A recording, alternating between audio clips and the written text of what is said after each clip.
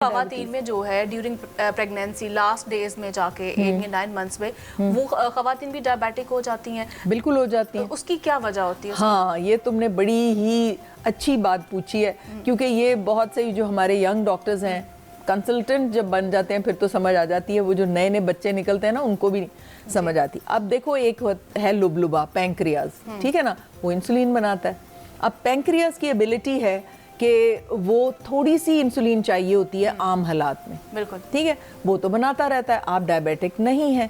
जब बच्चा पेट में आता है तो बहुत सी ऐसी चीजें प्रोड्यूस होती हैं जो इंसुलिन को डिस्ट्रॉय करती हैं, डायरेक्टली रेजिस्ट करती है, डिस्ट्रॉय कर देती हैं, खत्म कर देती हैं।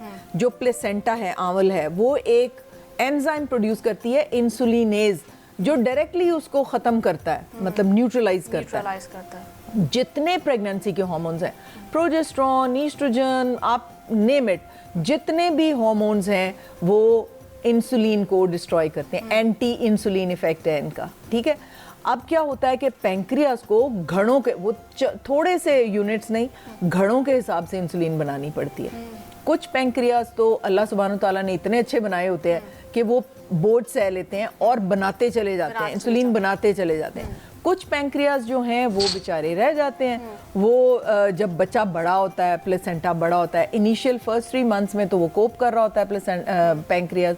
फिर जब सेकंड ट्राइमेस्टर और थर्ड में आकर टोटली वो बेचारा रह जाता है, जितनी बना सकता है मैक्सिमम वो बनाता रहता है, डेड हो जाता है। और ये बहुत कॉमन है, ये बहुत, GDM हम इसको कहते हैं, जेस्टेशनल डायबिटीज मेलाइटिस, और ये इतना कॉमन है पाकिस्तान में। हमारे पास सेकंड ट्राइमेस्टर अबॉर्शंस के साथ होते चले जाते हैं और पता ही नहीं चलता औरत को कि मुझे GDM हो गया।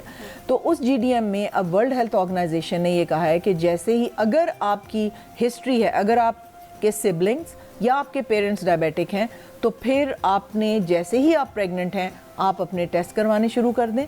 कोई फर्स्ट ट्राइमेस्टर के एंड पे, यानी फर्स्ट 3 मंथ्स के एंड पे ओरल ग्लूकोज टॉलरेंस टेस्ट एक होता है, जिससे हमें पता चलता है कि ये औरत तो, अगर एक लोड डाला जाए ग्लूकोज का, तो पैंक्रियाज नहीं संभाल पा रहा।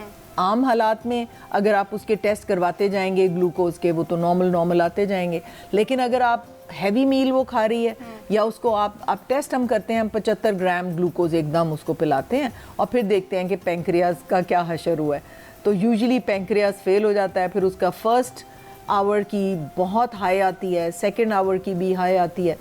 तो ये हमें फिर बताने के लिए काफ़ी होता है कि ये औरत जो है, इसका बच्चा अब बहुत अफेक्टेड निकलेगा।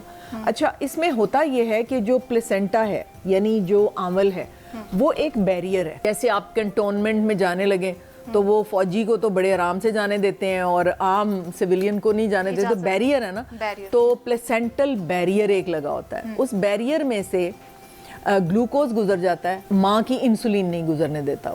वो लगाया होता है उसने कि नहीं, इंसुलिन ने नहीं जाना, ग्लूकोज ने जाना है। अब क्या होता है कि इंसुलिन तो जा नहीं रही, तो बच्चे का पैंक्रियाज जो है एज वो जो स्टिमुलस उसको ग्लूकोज का मिल रहा है, उसमें वो बड़ा होना शुरू हो जाता है, ठीक है।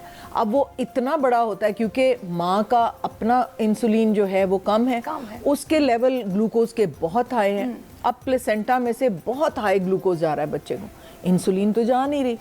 उसका पैंक्रियाज इतना बड़ा हो जाता है कि जब माँ कुछ खा नहीं रही और उसका ग्लूकोज नीचे जा रहा है, तो उसका पैंक्रियाज इतनी इंसुलिन बना देता है कि वो हाइपोग्लाइसीमिया से फौत हो जाता है अंदर। Intra uterine deaths diabetes mellitus में बहुत ज़्यादा होती हैं। पेट में बच्चा फौत हो गया जी 8वें माह 7वें माह, तो वो बच्चा हाइपरग्लाइसीमिया से नहीं मरता, हाई ग्लूकोज से नहीं मरता, वो लो ग्लूकोज से पेट में फौत होता है, क्योंकि उसकी अपनी पैंक्रियाज इतनी इंसुलिन बना देता है कि उसको ग्लूकोज ब्रेन को नहीं मिलती और वो डेड हो जाता है। तो इसलिए ये सारी बातें पेशेंट्स को पता होनी चाहिए। जब आप पेशेंट को समझा देते हैं ना कि हो क्या रहा है उसकी बॉडी में, फिर हम उसको कहते हैं कि फर्स्ट ट्राइमेस्टर में तो गोलियों से काम चल जाएगा, लेकिन सेकंड थर्ड में आपको इंसुलिन लगानी ही पड़ेगी।